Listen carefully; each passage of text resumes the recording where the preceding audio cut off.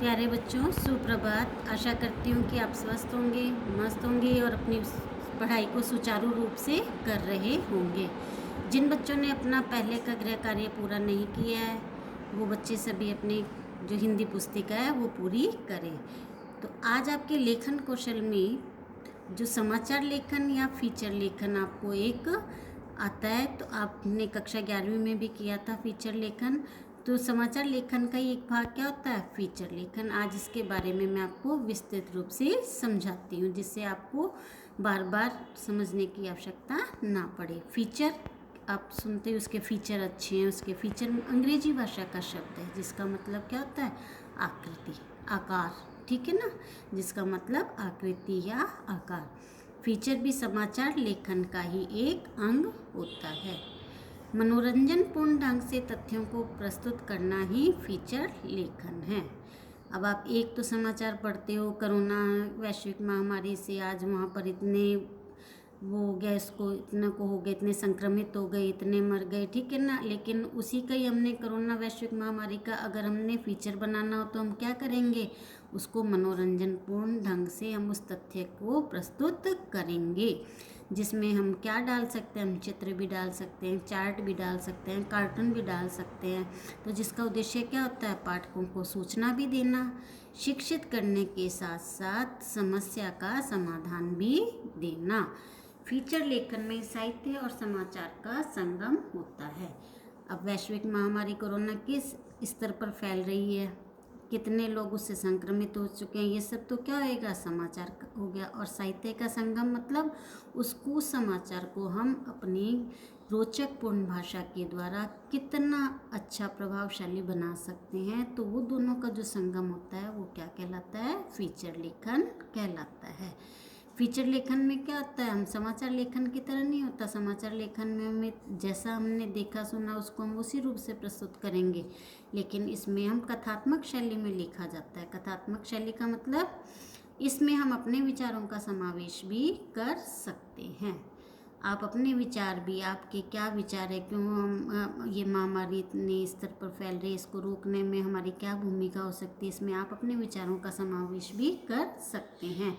इसमें आंकड़े, photo, cartoon, chart आदि का प्रयोग होता है, जिससे कि ये क्या बनता है, रोचक बनता है। इसको पढ़ने वाले को क्या होता है, पढ़ने के लिए उसको मजबूर होना पड़ता है, फोटो, चित्र, आंकड़े देखकर। फीचर लिखते समय निम्नलिखित बातों का हमें ध्यान रखना चाहिए।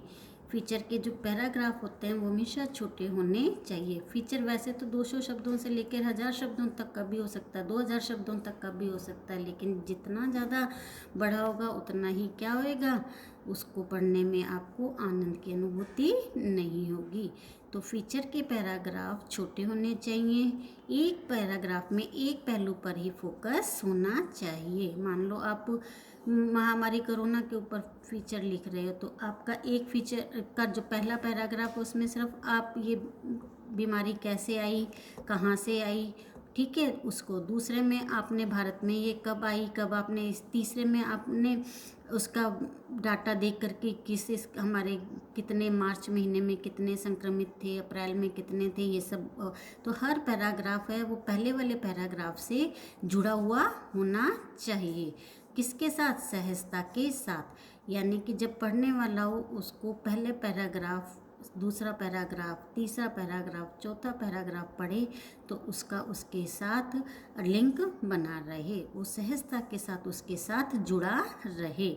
पढ़ने वाले को प्रारंभ से लेके अंत तक आनंद आना चाहिए। ये नहीं कि वो आपकी बातों को पढ़कर क्या है, बोरियत महसूस करें। नहीं, आपका फीचर इतना प्रभावशाली होना चाहिए, उसमें आप लोकोक्ति मुहावरों का प्रयोग भी कर सकते हैं। उसको भाषा को सुंदर बनाने के लिए आप सुंदर शब्दों का प्रयोग भी कर सकते हैं। तो आपको फीचर बनाते समय इन बातों का तो विशेष रूप से ध्यान रखना है। फीचर वैसे तो 14 प्रकार के होते हैं, जो लेकिन मुख्य जो फीचर होते हैं वो समाचार फीचर, घटना परक फीचर, व्यक्ति परक फीचर माने किसी भी व्यक्ति विशेष के लिए, घटना माने कोई भी घटना घटित होती है, सांस्कृतिक फीचर जैसे वार्षिक उत्सव, मेले, त्यौहार आदि, साहित्यिक फीचर यानी कि हमारी साहित्य से संबंधित फीचर, चाहे आप किसी भी कबीरदास जी के ऊपर, चाहे आप किसी के साहित्य के ऊपर लिखते हो। विश्लेषण फीचर, जहाँ आप पूरा वर्णन करके, विश्लेषण करके किसी भी विषय का। विज्ञान फीचर, आप समझते ही हो, विज्ञान भाषा से संबंधित जो विज्ञान के आविष्कार हैं, विज्ञान के वैज्ञानिक हैं किसी। और ऐतिहासिक फीचर, इतिहास से संबंधित। ठीक है, तो आप जब भी फीचर लिखते हो तो इनमें से कोई भी प्रकार का आप फीचर लिखते हो तो आपको ऊपर वाले सभी विषयों का ध्यान रखना पड़ेगा कि आपके पैराग्राफ छोटे होने चाहिए। पैराग्राफ में एक पहलू पर ही फोकस, एक पैराग्राफ में एक पहलू का फोकस होना चाहिए। जो फीचर का हर पैराग्राफ है, पहले पैराग्राफ से सहजता के साथ जुड़ा होना चाहिए। पढ़ने वाले का प्रारंभ से लेकर अंत तक ठीक है, आनंद की अनुभूति होनी चाहिए। और ऐसा फीचर होना चाहिए कि पढ़ने वाला अंत तक पढ़ने के लिए उसको विवश हो जाए। विवश माने जब तक वो पूरा ना पढ़ ले उसको चैन ना मिले। फीचर की कोई शब्द सीमा नहीं होती, लेकिन सबसे आकर्षक फीचर कौन सा होता है? जो 250 से लेके 500 शब्दों वाला फीचर जो होता है वो रोचक और सार्थक माने जाते हैं। तो प्यारे बच्चों, आपने कोरोना वैश्विक महामारी के अंतर्गत चल रही लॉकडाउन की सार्थकता, अब आपको पता है ना, तीसरा लॉकडाउन शुरू हो गया हमारा ना, तो आपको लॉकडाउन की सार्थकता के ऊपर 3 मई के बाद आपका तीसरा लॉकडाउन शुरू हो गया ना, तो उसके ऊपर सार्थकता के ऊपर आपने एक फीचर तैयार करना है कि लॉकडाउन कहाँ तक हमारे लिए, इस वैश्विक महामारी है जो ये संक्रमण है, इससे बचने के लिए कहाँ तक ये सार्थक है, आप अपने विचार दोगे। आप इसके लिए आप कोई भी चित्र जोड़ सकते हो, आप कार्टून बना के इसके साथ, ठीक है, इसको सचित्र आप लिखोगे फीचर अपनी हिंदी की पुस्तिका में। अगली कक्षा में हम क्या पढ़ेंगे? समाचार लेखन और फीचर लेखन में अंतर स्पष्ट करेंगे। धन्यवाद, जय हिंद। अगर आपको कोई बात समझ में नहीं आई है तो आप मेरे व्यक्तिगत मोबाइल नंबर पर संपर्क कर सकते हो। जय हिंद, खुश रहो।